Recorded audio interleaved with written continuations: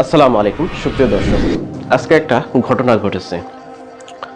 আমার হচ্ছে এই বাইক, তো এই বাইকটা নিয়ে আমি গেছিলাম আমার ভাইয়ের বাসায়। তো ফেরার পথে মৌচাক মার্কেটের মোড়ে আমাকে ট্রাফিক পুলিশ আটকেছিল।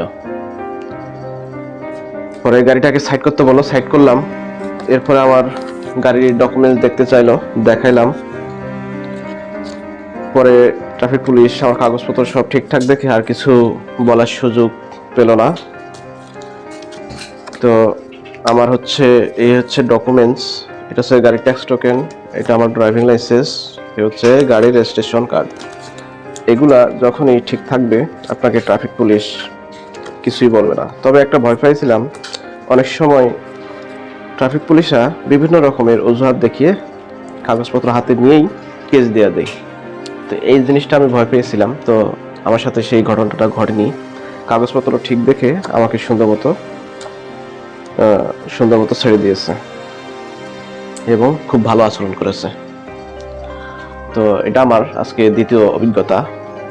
আসলে কাগজপত্র সব ঠিক থাকলে আপনাকে কেউ বলার সাহস রাখবে না, যদি আপনি নিয়ম মেনে যদি আপনি গাড়ি চালান।